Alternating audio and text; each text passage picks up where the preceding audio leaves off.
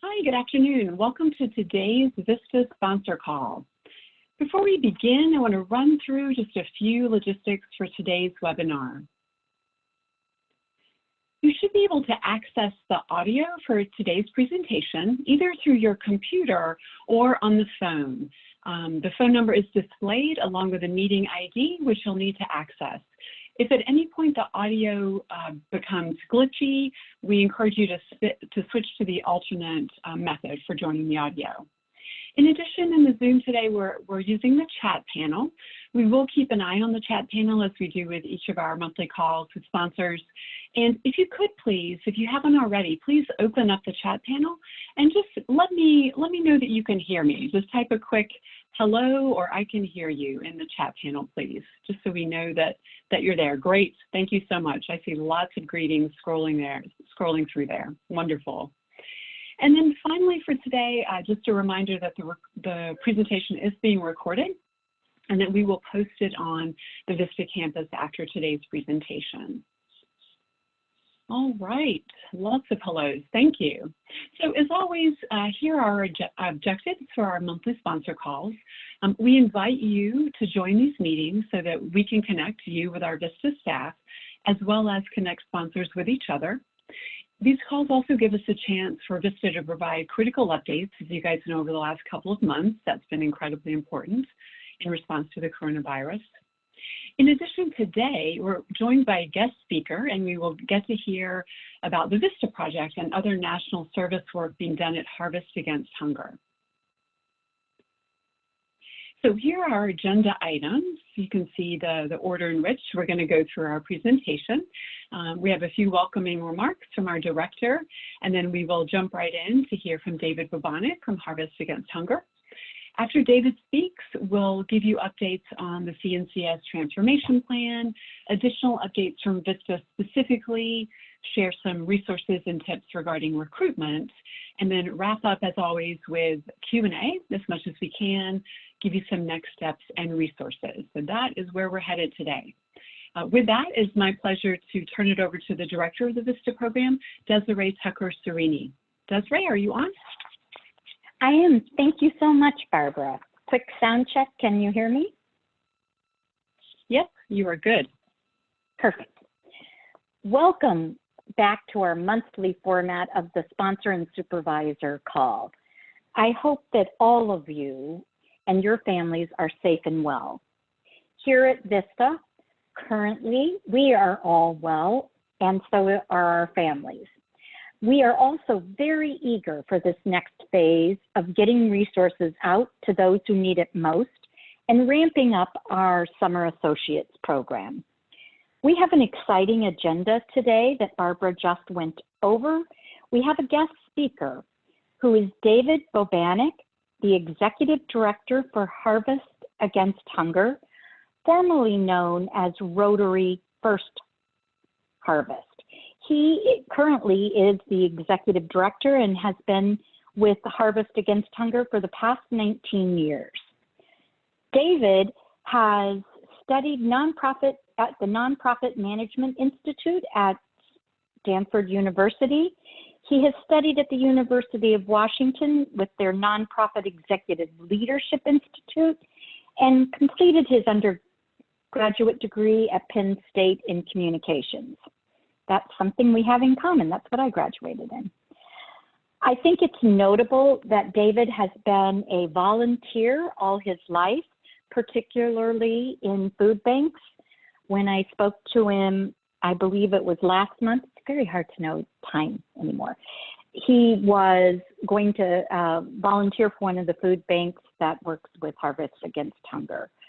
Harvest Against Hunger is such a unique organization. They make connections to help provide surplus produce to people facing food insecurity and hunger.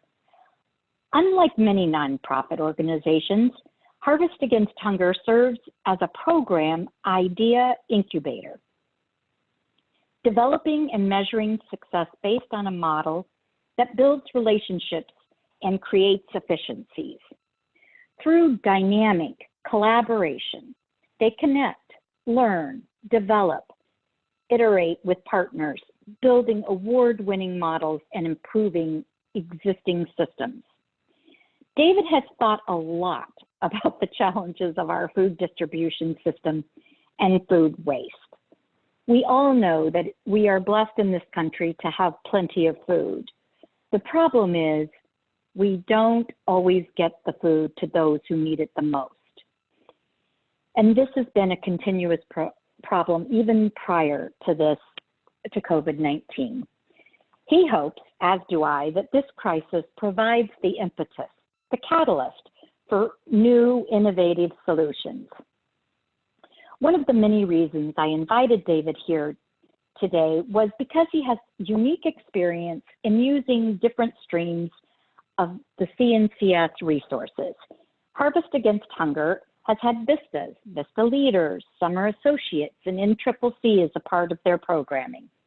We're trying to convince him to try RSVP and Senior Corps, AmeriCorps State and National. David, I'm really curious to hear more about your use of CNCS resources and also about Harvest Against Hunger. David? Well, hello, Desiree, and thank you all for inviting me here today to talk a little bit about our work here at Harvest Against Hunger. Really appreciate the opportunity to talk to this audience in particular, just because I know from experience the great work that's being done all across the country and communities to try to make lives better. You know, I know that a lot of the work that we do in the nonprofit community can be really challenging, and I also know that there are inherent challenges in running and developing an AmeriCorps VISTA NCCC program. And so really appreciate the opportunity to talk a little bit about the work that we do here, share some examples with such a knowledgeable and dedicated audience. So thank you. As Desiree said, our organization is called Harvest Against Hunger, and it's pretty descriptive of what we do as an organization. And really our role is as a connector to find ways to collaborate with other organizations to get food that, and typically it's nutritious, healthy produce, into the hands of those who need help through pre-existing resources. So I'm going to talk really quickly, kind of at the higher level, about the need that exists right now. And I'm going to say specifically, I'm going to talk about Washington State, but I think that the information that we're going to share here really does apply nationally. And certainly, I don't know if anybody's seen some of the information in the New York Times recently, but certainly in some parts of the Southeast and Appalachia, where I grew up, there are some pretty significant barriers that are for people that are able to access good, healthy, nutritious food on an ongoing basis. So here in Washington State, every year we provide food to about 1.15 million people who are experiencing some form of food insecurity, and that could look different from day to day, community to community, and even person to person. The scary thing is now with COVID-19, and just to take a quick moment to talk through this issue, with COVID-19, the hunger relief system has suddenly found itself in a position where the number of people coming in, our estimates right now with Washington State Department of Agriculture are that those numbers have doubled. So instead of 1.15 million, it's over 2 million people that are coming into hunger relief organizations across our state right now. And I think that this is really effectively happening just everywhere in the country. It's also really challenging for hunger relief organizations at this particular time because for many of them, they've had to completely transform and change the way that they're providing their services to individuals. So obviously in this photograph, this was before social distancing, so food banks used to have people line up and come inside and have a shopping model or something like that. Well, this just can't happen right now because we would put not only the volunteers and the staff at hunger relief organizations at risk, but also the people that are oftentimes in compromised health, people living in poverty who don't necessarily have ready access to healthy foods. So, just a really quick level set on what the current issue is related to COVID-19 and really the inherent challenges of providing food in a safe and healthy manner for the people that are, going through a real crisis in their lives right now. So at the same time, we have 2 million people coming into hunger relief organizations across the state. This number is 40%. This number represents the amount of food waste that happens in the agricultural industry. And this is a pretty universal number all across the United States. And unfortunately, frankly, I think this number is a little bit higher too. Before the call started today, we were working to move truckloads of potatoes that were going to be sold to processors. The processors have closed down because they're not selling anything to restaurants. And so now we have a glut of potatoes that are going to rot in a shed if we can't get them into the hunger relief system. So increasing amounts of need and potentially increasing amounts of food waste are what we're facing right now. So that's kind of the environment in which we're operating as an organization. And I'm just going to really quickly talk about the way that traditionally we do things here as an organization. And what we have is primarily, if in any agricultural industry, there may be some waste. So some apples that are the wrong size or that may not get picked or are not selling well. We'll have a trucking company go and pick up the product and get it from a packing house or get it from a field or get it from a farmer. And then donated trucking will bring it into a food bank partner that we work with, and then they'll distribute it out to hunger relief organizations across the state. So we do our work without having a warehouse, without having a truck, without having a forklift. Again, making those connections within the industry that already exist, but maybe those resources are slightly underused. So we work with local trucking associations, local trucking schools, farmers, packing houses, just to get produce that would otherwise go to waste into the hands and onto the tables of people that rely on our hunger relief system here in Washington. So that model works really well when you're dealing with things like potatoes and apples and onions, carrots, things like that. They're a little bit hardier. You can get them in 40,000 pound size donations, and that moves pretty efficiently through the system. But what we've found is that there are 30,000 growers across Washington state, and many of them are growing on a pretty small plot of land. It could be 2 acres, could be 5 acres or 10 acres. And a lot of them are growing this ultra beautiful, but also very fresh product that can't really sit in a warehouse for a couple of days and then get redistributed out to a hunger relief organization. It needs to get out into the community quickly. So things like these beautiful green beans need to get into the hands of or into the food bank and into the hands of those in need much more quickly than some of the hardier product is. So the challenge for us is we can't have 30,000 relationships with different size farmers across the state. We have a staff of 4 here at the organization, and so we're really limited in the way that we can do things. And so we took an approach several years ago to kind of find a model that would help us to decentralize those relationships. So it's not all coming through one organization, but we're going to strengthen the fabric within the hunger relief system to reach out and partner with and access the local agricultural system, so small scale farmers, et cetera. And the program and the solution that we came upon was our Harvest VISTA program.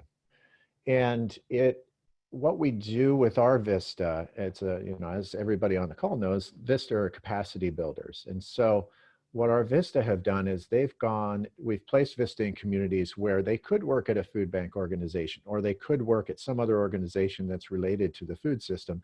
And then they developed kind of mini Harvest Against Hunger program models in communities. And so those relationships, instead of being from Harvest Against Hunger and the farmer to a food bank, are directly between a farmer and a food bank. So they're developing that capacity within communities all across Washington state.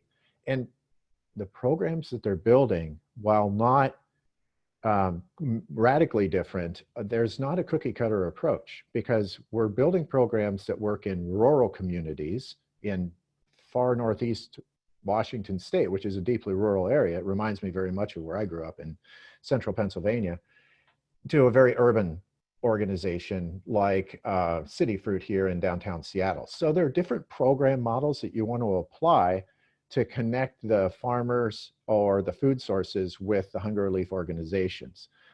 The through line of all of those is this deep well of system capacity that we've developed over the years that our VISTA can pull from to figure out best practices depending on the communities that they're in, the audiences that they're working with, and just the makeup and the structure of the hunger relief organizations that they're working with. So this is our VISTA team, part of our VISTA team from last year. This was at a training we did where we had, again, pre-social distancing, where we were able to bring gleaning organizations from around the country to together in the Seattle area just to learn from one another and talk about best practices. But, you know, our VISTA program, one of the things that I really like about our VISTA program is that in addition to building these sustainable models, and we've probably had like an 80 to 80, I think 85% success rate in those models being sustainable and continuing on to this day. We've also seen this program develop real leaders in the hunger relief community. And I think that's, like, for me, that is a learned sort of part of the magic of the VISTA program. We thought that it would be great to build up these programs, and so we kind of knew what we wanted to see. But what we didn't realize and appreciate when we started this program is that this is such a powerful leadership development tool. And so people like Lisa that helped us to start a program called HopeLink Harvest that has been recognized as one of the leading organizations in Washington State. And Lisa's still involved in the hunger relief community.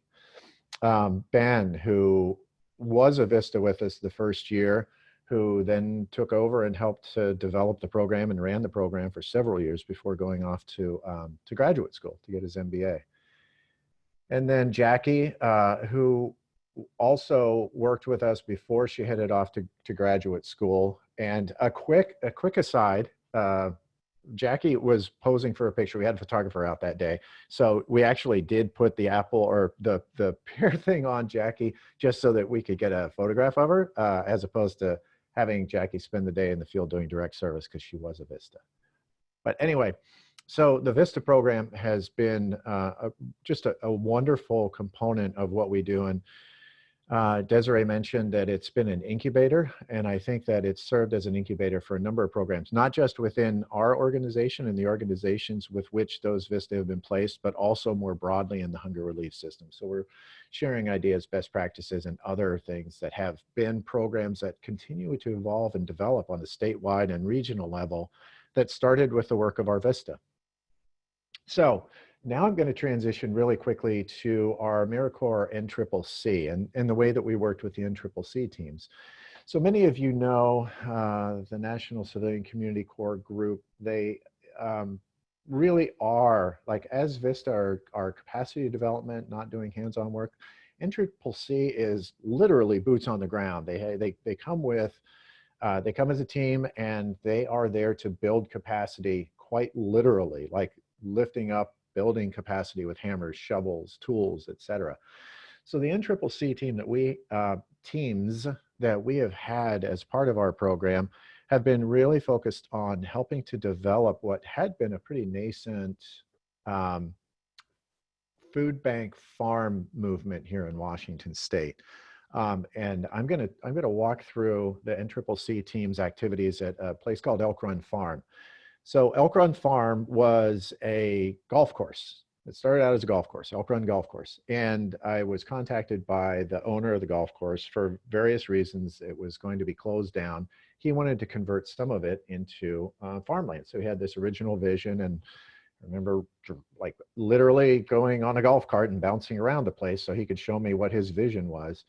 We reached out to the South King County Food Coalition, which is just south of downtown Seattle, and worked with them to develop this model for what this farm could be. And one of the challenges was it was a golf course. So it was there, we needed to really build capacity in order to have a manageable and working farm. So the farm from its inception was developed to provide produce for 12 hunger relief organizations, food banks in South King County. And South King County, as an aside, is probably one of the poorest and most diverse community areas in Seattle. So we see really high poverty rates, lots of other challenges, and it was really important to get produce that was culturally relevant and appropriate, grown for those food banks in that area.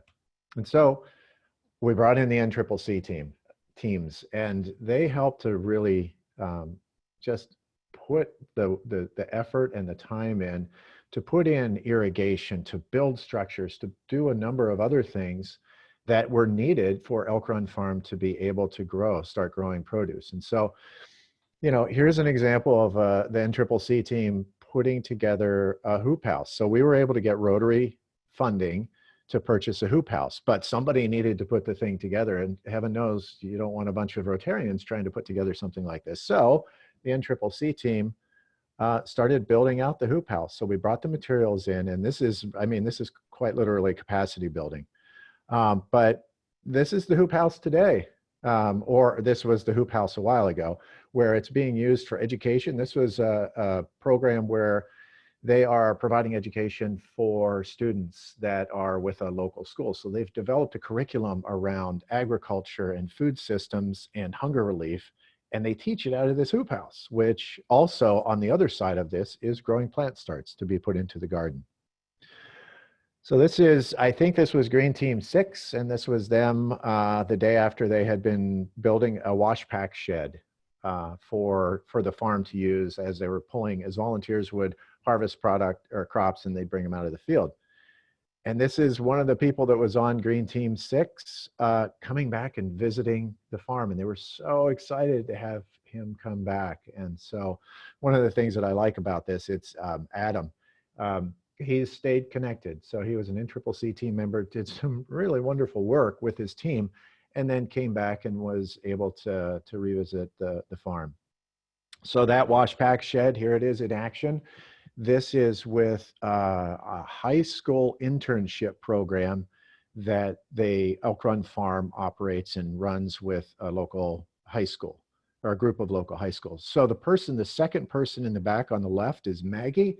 Maggie was our second year VISTA with Elk Run Farm, who is now designing and developing programs for South King County Food Coalition, including this great program. And so, you know, again, the VISTA continuing to be leaders in their communities and doing just amazing work. So this picture, now we're going to do a quick transition. So this was a picture that we took with a number of AmeriCorps. There's NCCC people here, there's VISTA members here, and I think there are even a couple of summer associates here, but from around the area that came together and did a work day on the farm. So it was a team building effort. And so, you know, again, this is us, you know, just a real clear idea or understanding of the fact that these programs can and should be thought of as working together in a complementary fashion. So very quickly, I'm going to move on to the Summer Associates program.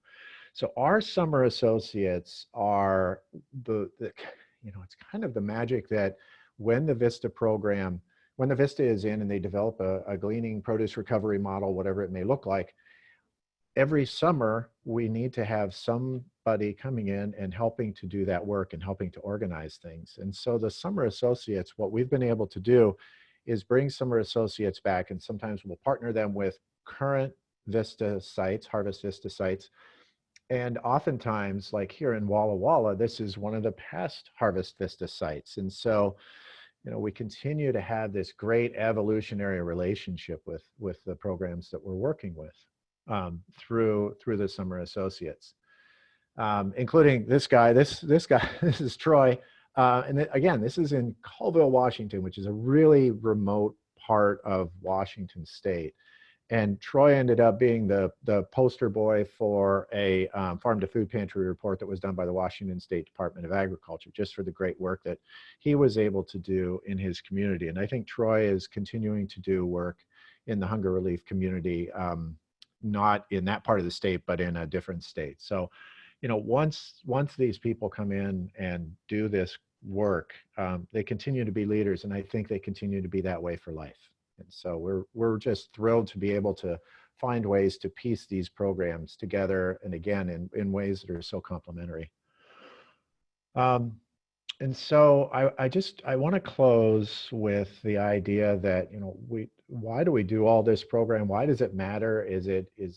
This is why it matters. It's because the work that our VISTA are able to do can have such a positive impact for people in communities all across the country. And I think that, you know, oftentimes the communities that we're dealing with through our VISTA programs are communities in crisis, or people that are going through a crisis. And it may be a temporary crisis, and hopefully if they're using a hunger relief organization, it is a temporary crisis, but we have to really be cognizant of the fact that we need to help people out when they're in that situation. And so, you know, I think that the Corporation for National and Community Service, the VISTA programs, NCCC, Summer Associates, really give us a powerful set of tools to help us to do that.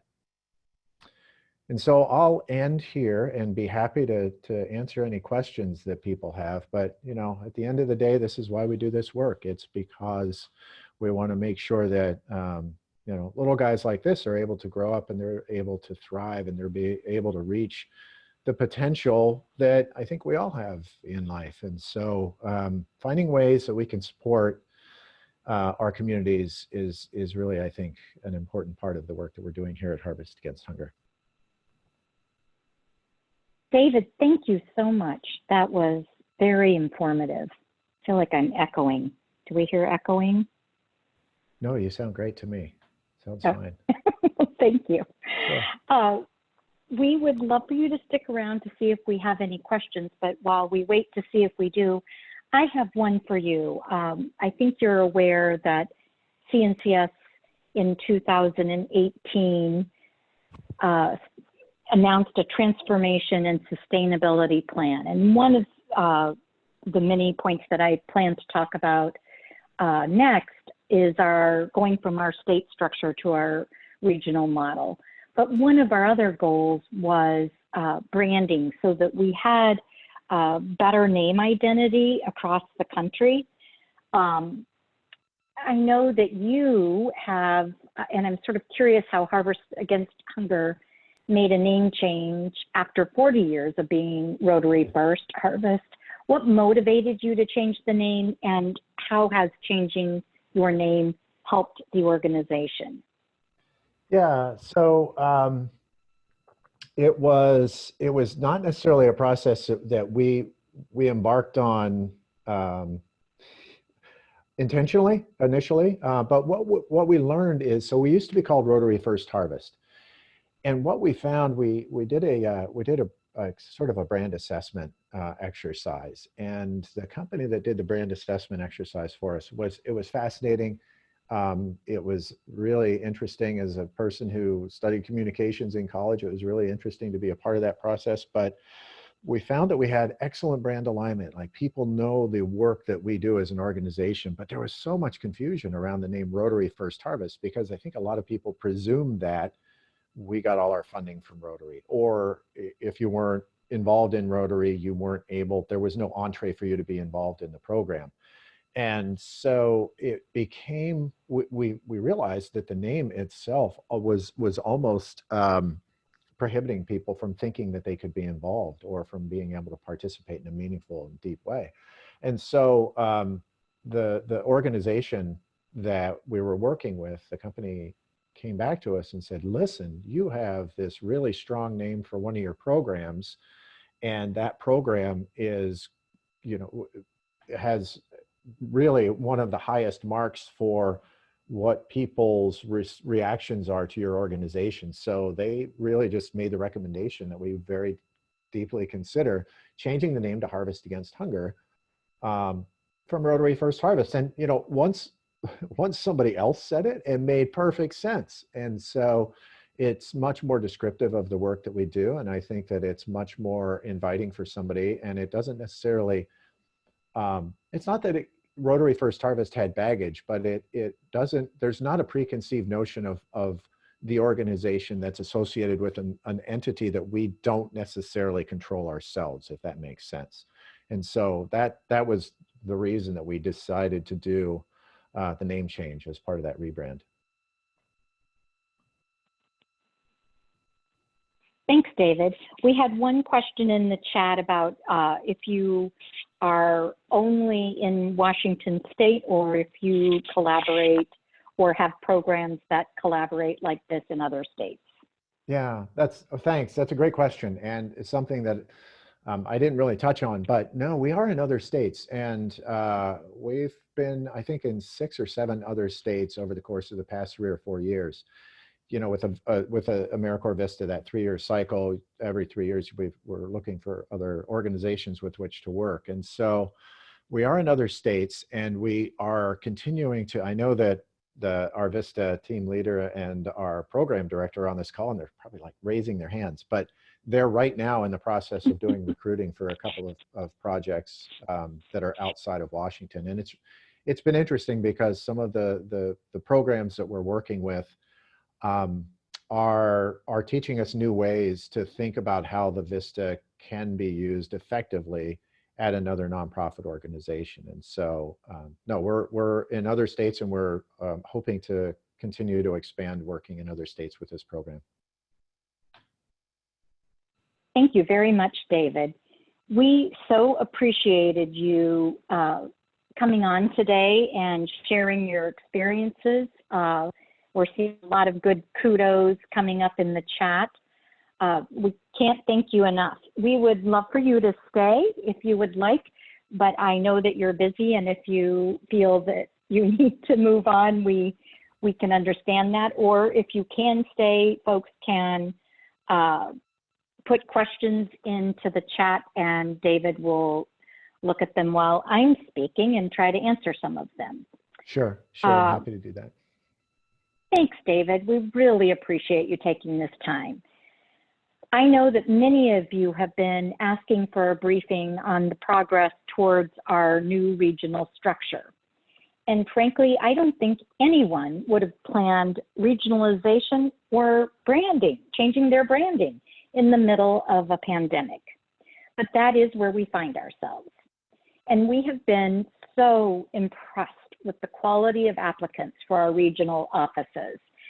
We've had such an incredible mix from our knowledgeable state program field office, service-oriented experts from commissions and grantees, and newcomers to CNCS driven by that call to serve. Between phase 1 and phase 2, we have brought on staff to manage 39 states and 3 territories. The phase 1 regions, which include the Northeast office in Concord, New Hampshire, the North Central office in Kansas City, Missouri, and the Mountain Region office in Denver, Colorado, have been fully functioning for over 6 months. These 3 regions opened offices and got to work. And then coronavirus. And they, like all of us, seamlessly pivoted to full-time telework. Phase 1 teams have executed 2 cycles of concept papers and award-making, reviewed progress reports, and supported you in recruiting and placing members, as well as helping us all navigate this crisis. They have managed the AmeriCorps State and National competitive process, VISTA projects and Senior Corps continuations. They have been working hard on developing VISTA projects. Additionally, while our phase 2 colleagues are going through their training, this phase 1 group of offices have been working alongside with our legacy field staff to support all regions and keep the work moving. At VISTA headquarters, we have been working closely with phase 1 to review and streamline our agency's processes and procedures and guidance for each phase of the grant and project lifecycle. We are working to ensure that we have standardized, easy-to-use resources to support them, our field staff, in doing their jobs and also providing the very best service to you. Phase 2 regions include the Southwest office in Atlanta, Georgia, the Midwest office in Columbus, Ohio, and the West office in Los Angeles, California. They have been onboarding and training remotely for the past 2 months. We have our phases are phasing in the staff. So leadership starts first, they start building up their staff capacity, and then they bring on different layers from the regional staff. These offices expect to be fully staffed within the next few weeks. The phase 2 portfolio managers are currently in their 6th week of training, with the past few weeks focused on receiving their grant portfolios. It just so happens that this is the week they are getting their VISTA portfolios. So that means if you're a sponsor in the phase 2 regions, you should be hearing from your portfolio manager within the week if you haven't already. As a reminder, these are introductory calls, and because they are still completing their training, they are eager to begin working with you and supporting your projects. At the beginning of the VISTA staff portfolio transfer, Erin McGrath, who is our Director of Office of Regional Operations, stated that, quote, AmeriCorps VISTA is a unique and powerful tool, and we know these projects are making an impact because of the vision and hard work of the legacy field staff had invested in them, end of quote. She and the entire team have been very grateful to the hard work that our state offices had put in over the years. And I know many of those folks are people you are familiar with and have worked to build your programs with. And many of them have ended up with positions in our new structure. Erin McGrath is well suited to stand up and manage our new regional structure. She is a thoughtful leader who has worked as a grantee, she's worked in the field, and as Deputy Director of Senior Corps. She has a special place in her heart for VISTA, which we are very grateful for. Phase 3 regions include South Central Office in Austin, Texas, Mid-Atlantic Office in Philadelphia, Pennsylvania. These 2 last regions, we have already hired the administrators and the deputies for both those regions, and they are now moving forward in hiring and setting up their teams. If you or anyone you know is interested in positions in any of our regions, a couple of our phase 1 and phase 2 have a couple of openings. You can send people to usajobs.gov. The regional teams are so excited to be a part of the National Service family. And frankly, we are so excited to have them. And in this time of uncertainty, they are honored to assist the country and address the current needs facing the health of our citizens and the road back to economic recovery.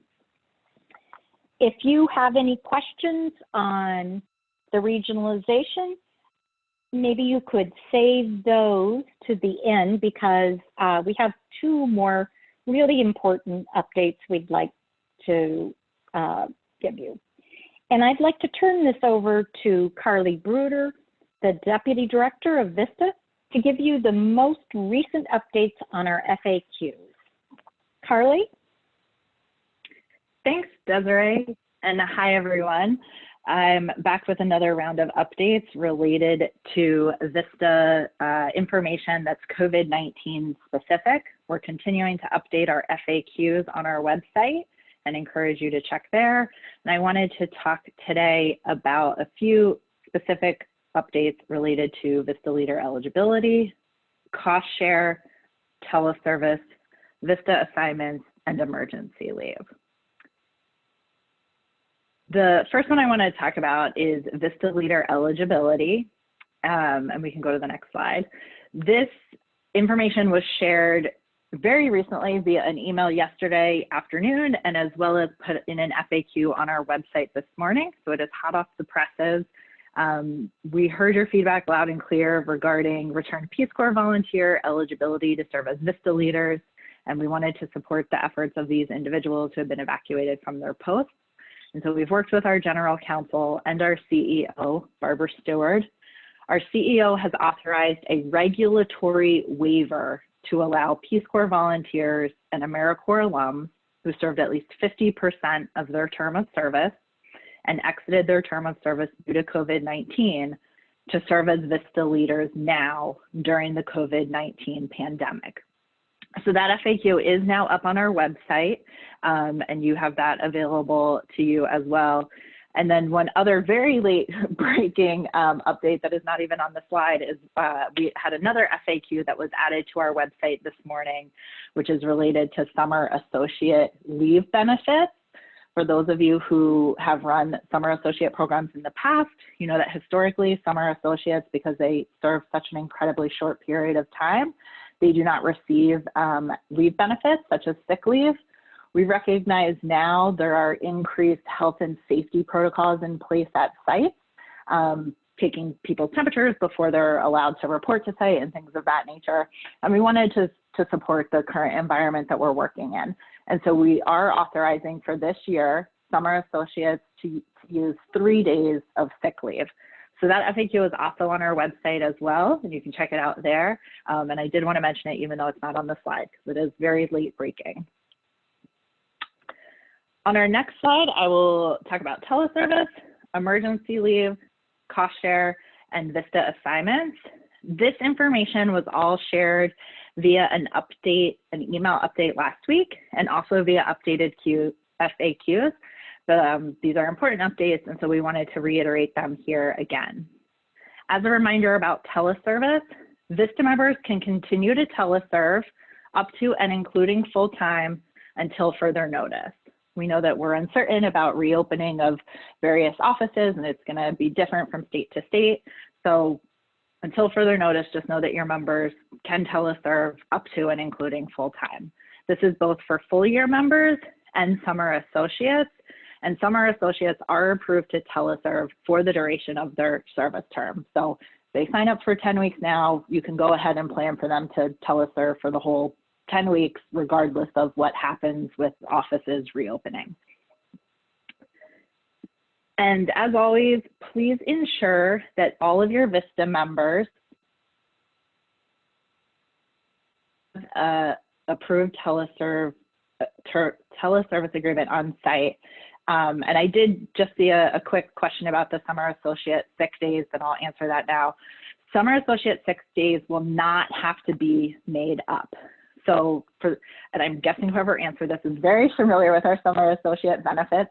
In the past, summer associates had the option for 1 or 2 emergency leave days in the event that they were sick. Those hours did have to be made up. These are not emergency leave days. These are sick leave days through up to 3 days. They do not have to be made up. And then the summer associates can also use those emergency leave days in addition to the sick leave days, but they would have to make up the emergency leave time if they used it. Thanks for that question. Really relevant to summer associates and an important clarification. And I appreciate how well versed you all are with our benefits. That's awesome. We did want to talk about cost share quickly.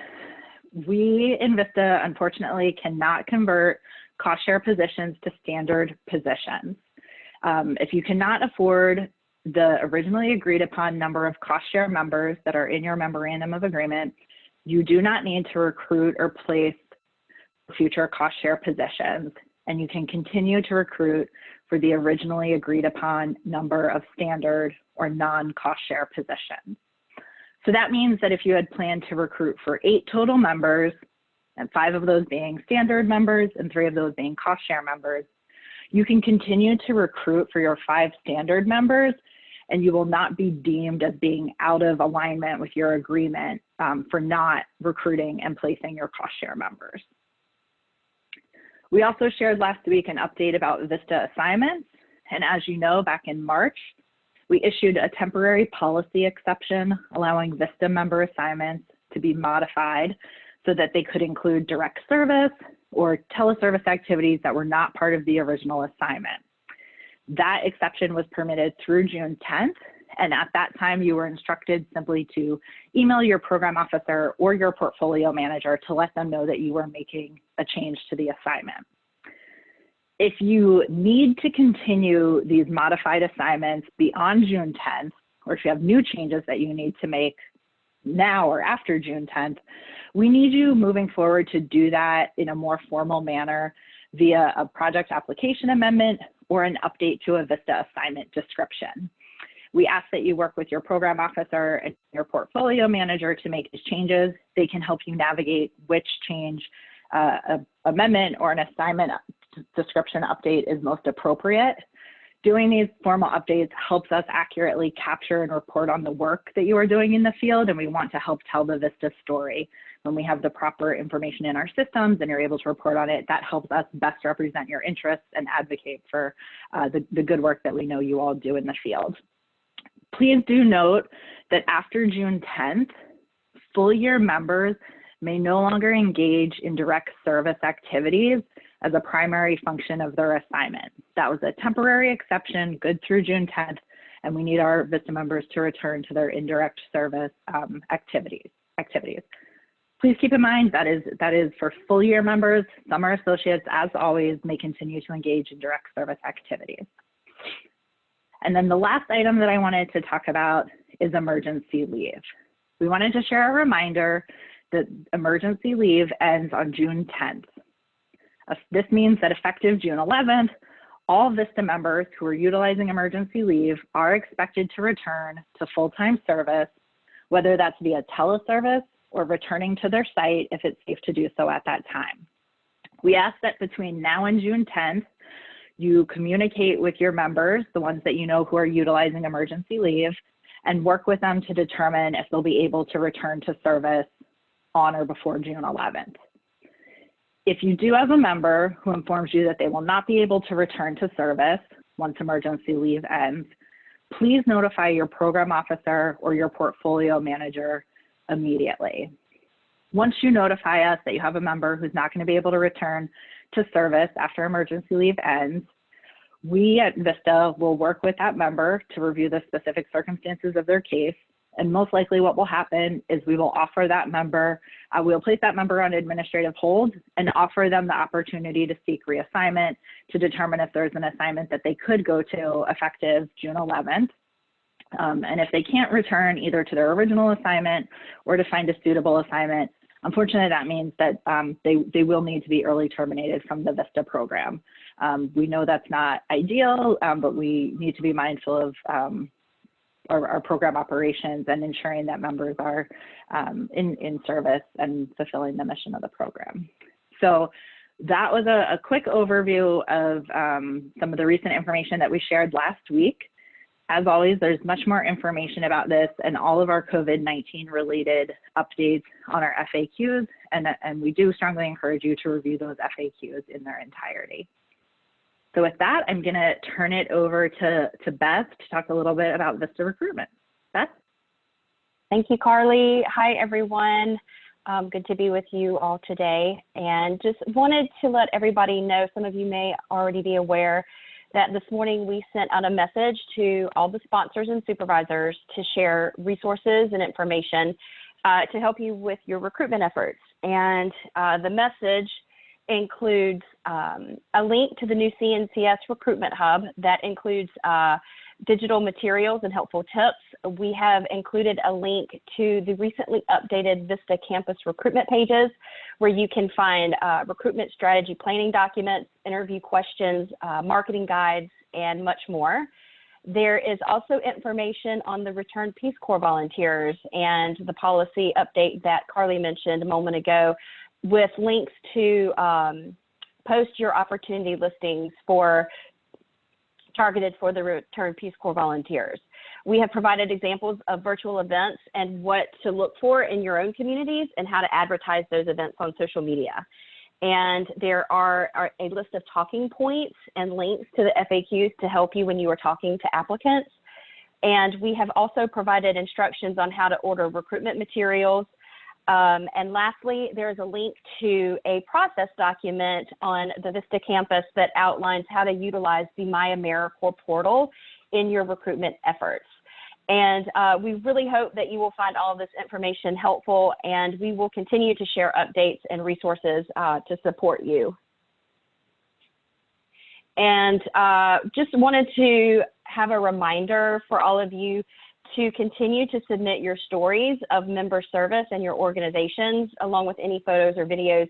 These are always so helpful in telling the public about national service and about VISTA members.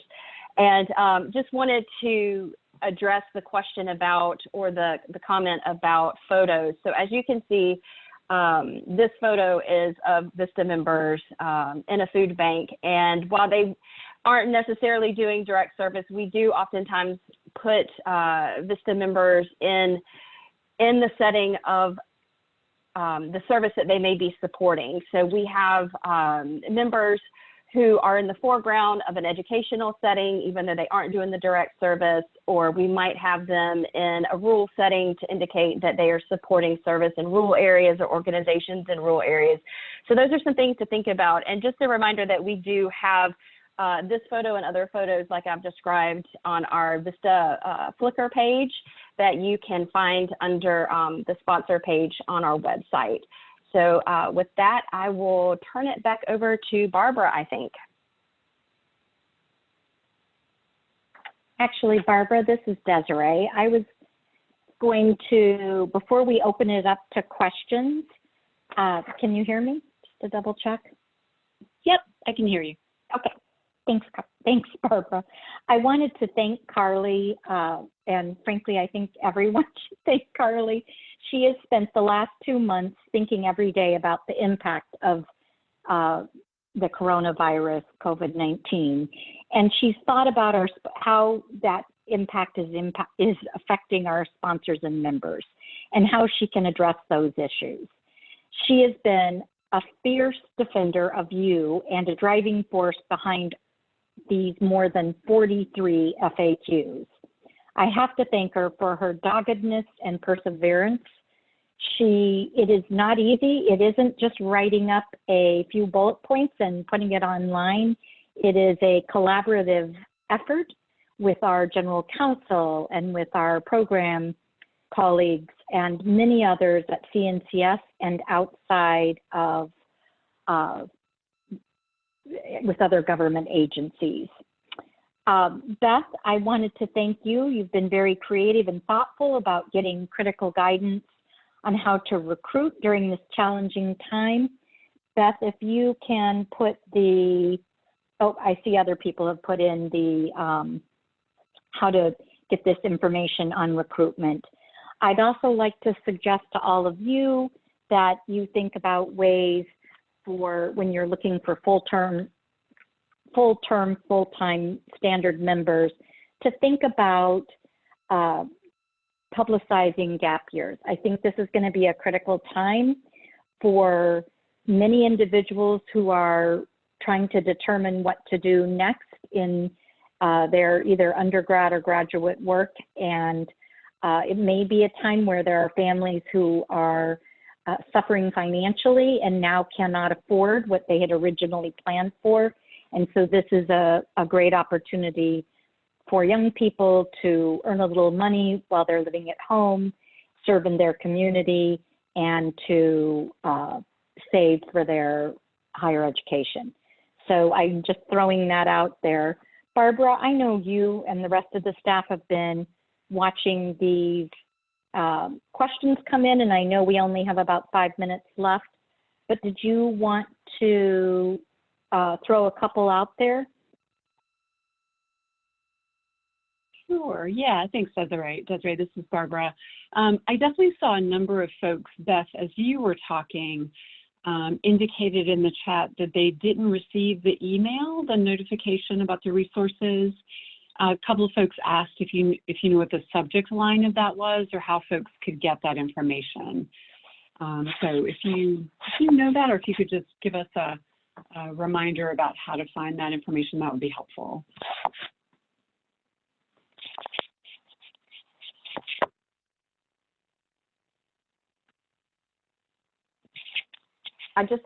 Barbara, this is Beth. I just mentioned that the member recruitment is the subject line, and the message comes via Gov Delivery. So if folks have signed up to receive Gov Deliveries, they should be receiving those messages. Got it. Thank you so much. So member recruitment, and it came from Gov Delivery. Thank you. Yeah. There was also a question a few minutes ago, Carly, when you were giving updates about the cost share. Just wanted to see if we wanted to answer that one quickly. It was a question about whether or not the changes for cost share that were announced this year, if they would roll over into next year, into 2021. Any information there that we would want to address? Sure, thanks, Barbara, and that's a great question. I know we're already thinking about the 2021 year. At this point, our guidance can be considered good until further notice. Like you all, we are anxious about the future and what it holds. It will hold for all of us, and we want to make plans accordingly. So if you're in the process of doing a continuation or a renewal application and are concerned about what your cost share might look like in that application, please do talk to your program officer, your portfolio manager about how they can work with you on that.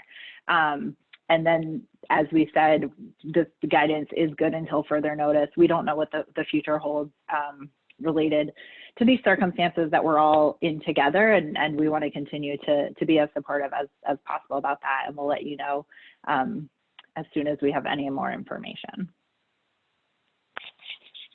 Great, thank you. I do see several kind of specific questions to folks about their own recruitment or onboarding, where to find particular information for their project. And I'll just restate again, if you are looking for specific dates, for instance, for member orientations or resources for your projects or deadlines, definitely reach out directly to your state program officer or your regional portfolio manager. And again, if you're not sure who that person is yet, feel free to just send it to the state email address, which is the two-letter designation, two-letter abbreviation for the state at cns.gov with any specific questions you have. We definitely want you guys to feel comfortable reaching out to those regional contacts or your state contacts as well. I think, Desiree, there was one question regarding rebranding, and I think if there's anything quickly you have to say about that before we turn to wrap up. Any news on CNCF rebranding? Yes, and I also saw in the chat that apparently we scheduled this recruitment update that none of you have received for 10 p.m. instead of 10 a.m. and apologies. So look in your email boxes maybe in the morning if 10 p.m. is too late. On rebranding, we have had numerous sessions with BrandPie, the company that is doing this at their cost. So they are contributing a lot of the information for all of us. And we've had several sessions right before we went to full-time telework and one since we've been in full-time telework.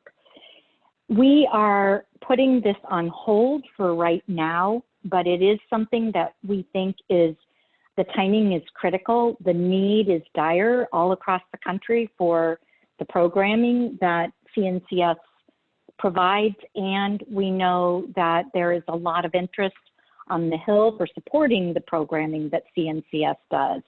But it's critical and important that we have a concise message that people can relate to and understand what we do, and then think, I'd like to sign up to participate as a program, in a program as a member or a volunteer, or would see our resources as opportunities to address the needs in their community.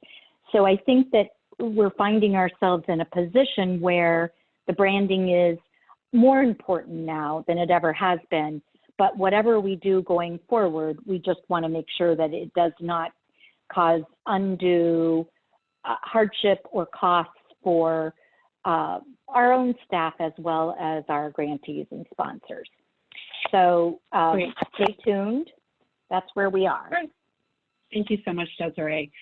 I know we are just at time, so I want to make a couple of quick closing announcements. And Thanks to everyone. Just a heads up that we will have another call in mid-June on the 17th. We'll be back to our 3 to 4 p.m. Eastern time slot. Thank you guys today for adjusting your time to join us. We have resources posted again, the link to those coronavirus FAQs, that critical information that Carly is the keeper of and the guru of, along with some other resources to help during this time, are posted on our website. And we would love feedback on today's call if you have a couple of minutes. The survey link is in the chat as well, and it will pop up on your browser as soon as we log off today's webinar, and it'll just take you a couple of minutes. But again, we would really welcome your feedback on today's presentation.